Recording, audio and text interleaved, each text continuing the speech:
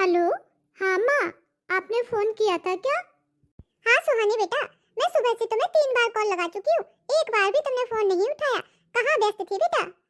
वो माँ, आज मेरी ननद के ससुराल से सभी लोग आए हुए थे, तो उन्हीं के खाना पीना बनाने में बहुत व्यस्त थी। समय ही नहीं मिला आपसे बात करने का। अभी फुर्सत हुई हूँ तो सोचा आपसे बात कर लूँ।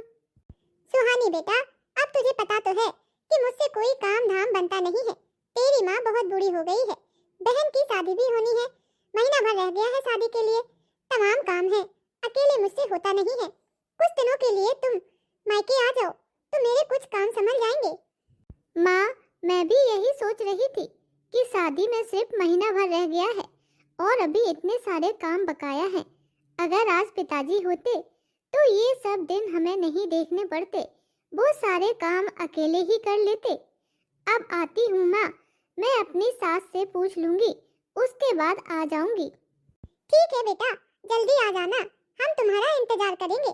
तुम्हारी बहन की शॉपिंग भी पड़ी है अभी तो। ठीक है माँ, आप चिंता मत करो, मैं पूरी कोशिश करूंगी आने की। बहू, ए बहू, क्या कर रही हो तुम अपने कमरे में? देखो, उधर मेरी बेटी के ससुराल वाले अभी गए नहीं हैं। हॉल में सब लोग बैठे हुए हैं और इधर आकर ये अपने कमरे में गप्पे मार रही है। किससे बात कर रही हो फोन पे? माँ मैं वो फोन रखती हूँ अभी। माँ जी, वो मेरी माँ का फोन आ गया था, सुबह से 2-3 बार आ चुका है। मैं उठा ही नहीं पाई हूँ, घर में इतने सारे काम हो गए थे। बताओ माँ जी, कुछ काम है क्या? हाँ, वो मेरी बेटी के ससुराल वाले जो आए हैं ना, खाना खाने के बाद उन सबको चाय कॉफी पीने की आदत है, तो रसोई में आ जाओ और पूछ लो, जिसको जो भी पीना हो बना दो। उनमें से 2 लोग तो कह रहे हैं चाय पियेंगे और 2 लोग कह रहे हैं कॉफी पियेंगे। माँ जी, मैं अभी 10 मिनट पहले ही रसोई को समेटकर अपने कमरे में आई हूँ और फिर से चाय या कॉफी की फरमाइश आ गई। माँ जी, थोड़ी देर आराम कर लेने दो, उसके बाद चाय कॉफी बना दूंगी। बहुत थक गई हूँ, कमर भी दर्द होने लगी है। आजकल के बच्चों के तो कहने ही क्या है, जरा जरा से काम करते नहीं कि थक जाते हैं, उनकी कमर टूट जाती है। एक हम थे अपने जमाने में जो इतना काम करते थे और मजाल हो कि मुंह से एक शब्द भी बोल सके। इधर तो 4 लोगों को 6 लोगों को खाना खिला दिया, उसी में ही महाभारत कर ली, ऐसा दिखता है। बहू, ये सब तुम्हारे बहाने नहीं चलेंगे। चलो रसोई में सबके लिए चाय कॉफी बनाओ। सब लोग क्या सोचेंगे कि इनके घर में हम लोग आए हैं और बहू आराम से अपने कमरे में लेटी लेटी सो रही है, ऐसे भी कहीं चलता है क्या? चलो उन सबके साथ बैठो, बातें करो, जिसको जो चाहिए वो बना कर दो। माँ, आप इधर क्या कर रही हो? कितनी देर से हम सब आपका इंतजार कर रहे हैं। और भाभी, तुम इधर कमरे में क्या कर रही हो? चलो सबके लिए चाय कॉफी तो बना दो। मेरी सास के लिए चाय बनाना, वो भी अदरक वाली। और मेरी जेठानी ननद तो चाय नहीं पीती है, उनके लिए कॉफी बनाना और बच्चों के लिए शरबत भी बना देना। ठीक है दीदी, आप चलो, मैं आती हूँ। देखा माँ, देखा, मेरे ससुराल से कोई आए ना कि भाभी का मुंह बन जाता है। देखो कैसे मुंह बना लिया है। अरे 4 दिन किसी को संभालना इन्हें कितना मुश्किल होता है। यही तो प्रॉब्लम है आजकल की बहुओं की, कि जरा सा काम पड़ा नहीं कि मुंह पहले बन जाता है। माँ जी, मुझे काम करने से कोई प्रॉब्लम नहीं है। मैं बस इतना पूछ रही हूँ कि दीदी के ससुराल वाले तो 1 दिन के लिए आए थे, फिर आज 4 दिन हो गए हैं, अभी तक वो हमारे ही घर में है और मैं तो काम कर करके थक गई हूँ। सुबह से लेकर रात के 12 बजे तक लगी रहती हूँ। उसके बाद भी अगर किसी को चाय या कॉफी की तलब होती है तो मुझे सोते से जगा लेते हैं। मैं इन सब चीजों से बहुत परेशान हो गई हूँ माँ जी। माँ, देख रही हो ना तुम कि अब तो मुझे अपने ही घर में आने के लिए भाभी से पूछना पड़ेगा। अरे मेरी माँ का घर है, मैं जब चाहूँ आहूँ जाऊँ और जिसको चाहूँ लेकर आऊँ।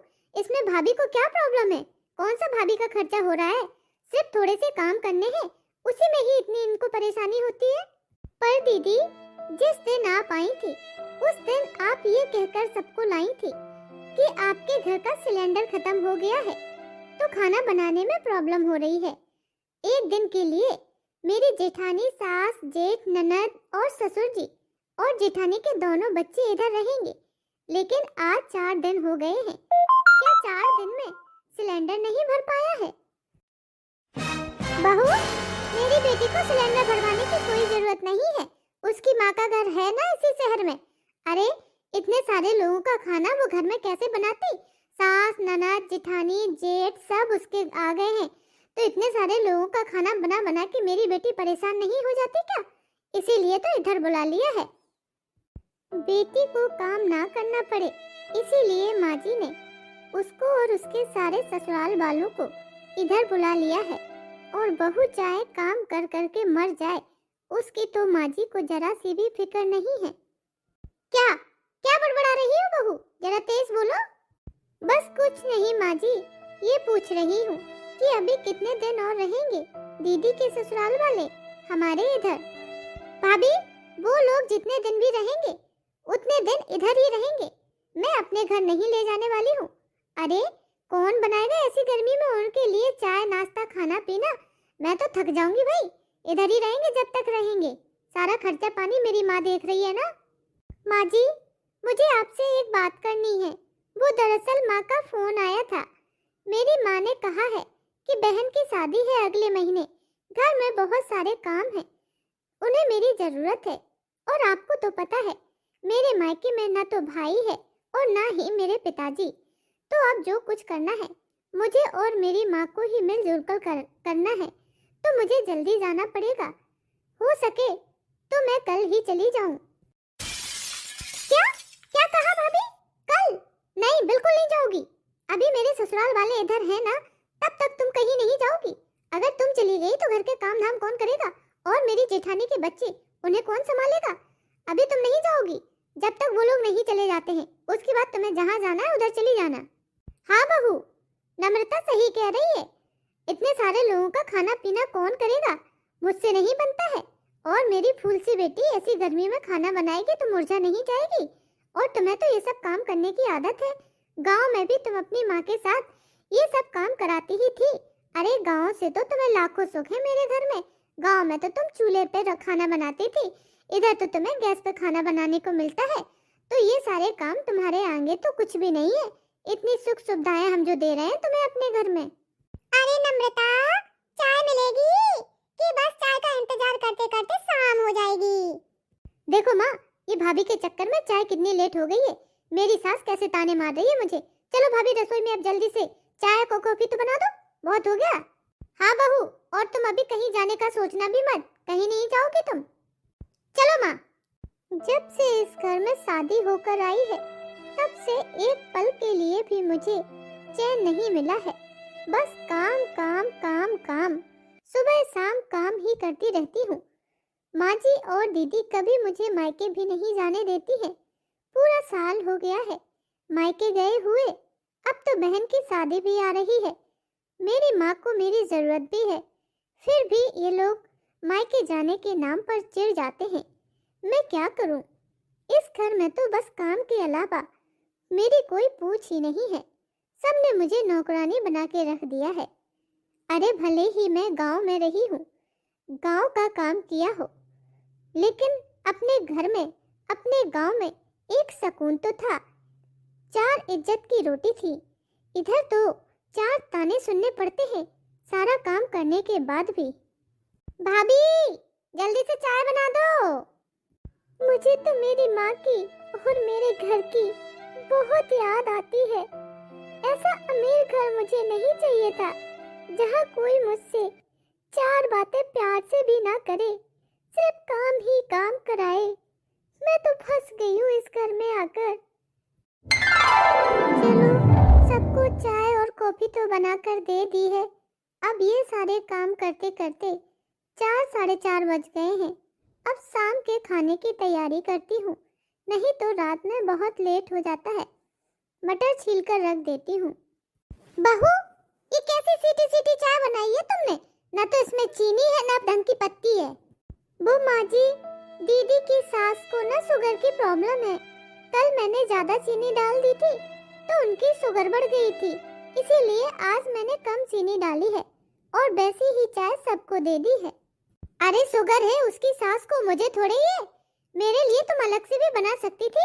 बस काम ना बढ़ जाए, एक जैसी चाय सबको छान दो, चाहे मुझे पसंद हो या ना हो। लाओ माँ जी, मैं आपकी चाय दोबारा बना देती हूँ। हाँ, अब दोबारा बनाने का नाटक तो मत करो, जो है वही पी लूंगी। फालतू में चीजें बर्बाद करती रहती हो, इसको उठाकर फेंक दोगी। और तुम्हें क्या है, दूध के पैसे तुम्हें थोड़ी ना देने हैं। दूध का बिल तो मैं चुकाती हूँ, हर महीने का 3-3 4-4 हजार जाता है। तुम्हें तो बस बनाओ चीज, पसंद ना आए तो बर्बाद कर दो। घर गृहस्थी चलाना तो आता नहीं है, सीखो अभी मुझसे कुछ। और ये क्या बहू, इतनी सारी रोटियां बच गई, कब बनाई थी ये तुमने रोटियां? वो माँ जी, ये रोटियां मैंने कल रात को बनाई थी इनके लिए, और इन्होंने फोन किया था कि इनके साथ एक दोस्त भी आ रहे हैं, तो घर पर ही खाना खाएंगे। लेकिन बाद में उन लोगों का प्लान बदल गया, फिर घर पर खाना ही नहीं खाया, बाहर ही खाना खाकर आए, इसीलिए ये इतनी सारी रोटियां बच गई हैं। क्या सुहानी बहू, तुम भी हद करती हो, बर्बादी की भी एक सीमा होती है। अरे तेरा पति है, तेरे पास भी एक फोन है, एक फोन करके पूछ नहीं सकती थी कि घर पर खाना खाओगे कि बाहर खाना खाओगे? बस बनाकर रख दिया। कौन सा तुम्हें आटा खरीदना है कि दाल खरीदनी है कि चावल खरीदनी है? हाँ, सब कुछ तो मुझे खरीदना पड़ता है, सारा किराना पैसे तो मेरी जेब से जाते हैं। तुम्हें तो बस बना बना के फेंकती रहो, और क्या है। अब बताओ कौन खाएगा इतनी सारी रोटियां? वो माँ जी, पिछली बार भी इन्होंने मुझसे ऐसे ही कहा था, मैंने खाना नहीं बनाया, तो रात के 11:30 बजे जब ये आए तो मुझे पूरा खाना बनाना पड़ा था। इसीलिए इस बार मैंने उनके लिए एक्स्ट्रा खाना बना के रख दिया था, जिससे रात को ना बनाना पड़े। ये पकड़ो रोटी की टोकरी, और जब तक ये रोटियां खत्म नहीं हो जाती हैं, तुम अपने लिए एक भी गरम रोटी नहीं सेकोगी, यही रोटियां खाओगी, हम सबके लिए गरम बनाओगी बस। पर माँ जी, मैं इतनी सारी रोटियां तो 4 दिन में भी खत्म ना कर पाऊं। हाँ, तो तब तक खाओ यही रोटियां, अपने लिए ताजी मत बनाना, बोल दिया मैंने। पता नहीं कहाँ से गांव की गवार उठा के ले आए हम अपने बेटे के लिए। ना तो इसे घर गृहस्थी चलानी आती है, ना तो गिनती आती है, और ना ही कुछ संभालना आता है। बस बातें करवा लो फालतू की। देखो बहू, कान खोलकर सुन लो अच्छे से। हम अमीर लोग हैं, हमारे अमीर घरों में ना ऐसे नहीं होता है। ताजा खाना बनता है और ताजा खाते हैं, ये बासा खाना नहीं खाते हैं हम लोग। आइंदा से ध्यान रखना, अगर बेटा भी बोले ना तो उसके लिए गरम गरम चपातियां निकालना, ये बना के मत रख देना फेंकने के लिए। हमारे घर में ऐसे नहीं चलता है, तुम्हारे गरीब खाने में चलता होगा मायके में कि आज का बना लो कल तक खाते रहो। हमारे इधर ऐसा रिवाज नहीं है, हम बड़े खानदानी लोग हैं। माँ, आज तो मुझे आपकी बहुत याद आ रही है। मेरे ससुराल की अमीरी से तो मेरे मायके की गरीबी लाख गुना अच्छी थी। जहाँ इज्जत की 2 रोटियां तो मिलती थी, इधर तो कितना भी कर लो सिर्फ ताने ही मिलते हैं। अब तो मुझे बचा हुआ खाना भी मिलने लगा। भाभी, इधर खड़े खड़े क्या कर रही हो? वो दीदी, कुछ नहीं, बस खाने की तैयारी करने वाली थी। भाभी, खाने की तैयारी बाद में करना, बाथरूम में मेरी सास और मेरी जेठानी जी के कपड़े पड़े हुए हैं कब से धुलने के लिए। तुम देखती नहीं हो क्या? पहले जाओ उनको धुलो, कल के लिए सूखने के लिए डाल दो, वरना कल वो लोग क्या पहनेंगे। अभी तक बाथरूम में पड़े पड़े सड़ रहे हैं। कुछ भी नहीं देखती हो टाइम से, अगर ना बताऊं मैं तो। दीदी, मेरे पास तो पहले से ही इतने सारे काम हैं, मैं क्या क्या करूं? अपने घर की घर गृहस्थी संभालूं, आप लोगों को संभालूं कि आपके ससुराल वालों को संभालूं? वो आपके ससुराल वाले हैं, कपड़े आप धोइए, मैं नहीं धो पाऊंगी। क्या भाभी, तुम्हारी इतनी हिम्मत, मेरे काम के लिए मना कर रही हो? अरे शुक्र मनाओ कि मेरी माँ ने तुम जैसे गरीबों पर रहम करके अपने घर की बहू बना लिया है। तो चुपचाप से मेरे घर के सारे काम करो, गरीब घर से आई हो, इतने सुख सुविधाएं मिल रही है तुम्हें मेरे घर में, तो काम करने में क्या ही जाता है, घिस थोड़ी ना जाओगी थोड़ा सा काम करके। दीदी, गरीब होना कोई पाप नहीं होता है। गरीब घर से आई हूँ, इसका मतलब ये नहीं है कि मेरी कोई इज्जत नहीं है। तमीज से बात करिए मुझसे।